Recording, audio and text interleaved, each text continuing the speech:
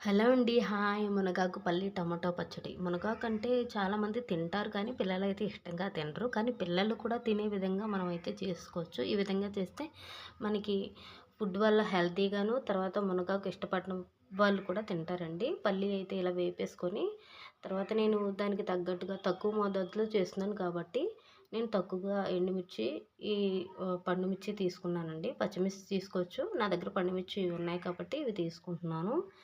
మీరైతే ఎక్కువ మోతాదులో చేసుకున్నప్పుడు మీరు ఎక్కువగా చేసుకోవచ్చు. ఇప్పుడు అలాగే ఆయిల్ అయితే వేసి కొంచెం అది వేడయ్యేలాగా చూసుకోవాలండి. ఇంతలో మనం ఒక పక్కన గిన్నె పెట్టుకొని ఇలా టమాటాలు తీసుకొని తొడుము తీసేసుకొని ముక్కలుగా కట్ చేసుకొని పెట్టుకోవాలండి ఓ పక్కగా.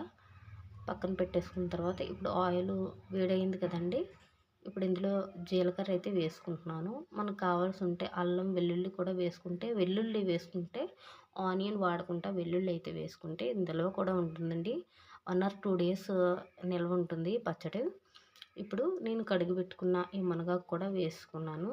ఇది కూడా కొంచెం డీప్ ఫ్రై అయ్యాక చూడండి, ఈ విధంగా అయితే డీప్ ఫ్రై అవ్వాలి. ఇలా అయిన తర్వాత ఇప్పుడు మనం ఒక పక్కగా మరో గిన్నె తీసుకొని చింతపండు కడిగి పెట్టుకొని ఇలా నానబెట్టుకోవాలి. ఇది పచ్చట్లోకి మనం వేసుకోవడానికి అన్నమాట, గుజ్జు తీసుకోవడానికి. ఇప్పుడు చూడండి, టమాటా ముక్కలు ఈ విధంగా వేగాయి కదా. ఇప్పుడైతే మనం ఒకసారి కలిపేసుకుని ఇలా ఇంకా కొంచెం దోరగా వేగనివ్వాలి. ఇప్పుడు మనం పక్కకి తీసుకున్న దోరగా వేయించుకున్న ఈ పల్లీలు, తర్వాత వచ్చి పండు మిర్చి కూడా వేసేసుకోవాలన్నమాట.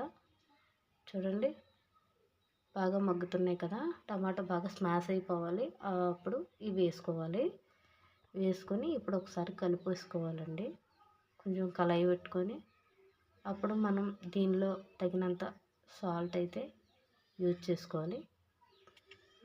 నేను తక్కువలో చేస్తున్నానండి. ఇప్పుడు నానబెట్టుకున్న చింతపండు నుంచి గుజ్జు తీసుకోవాలి.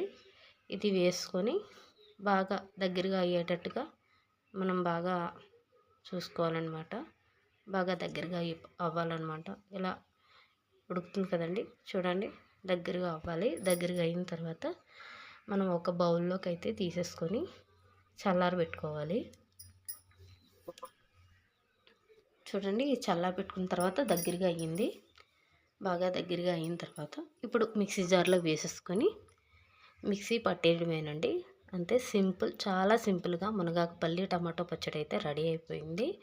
ఇది తినని వాళ్ళు కూడా, పిల్లలు కూడా చాలా ఇష్టంగా తింటారు. ఓన్లీ మునగాకు ఒకటే యూజ్ చేసి పెడితే చాలామంది పిల్లలు అయితే ఇష్టపడరండి. కానీ ఈ విధంగా చేస్తే మాత్రం చాలా బాగుంటుంది. సబ్స్క్రైబ్ చేయండి.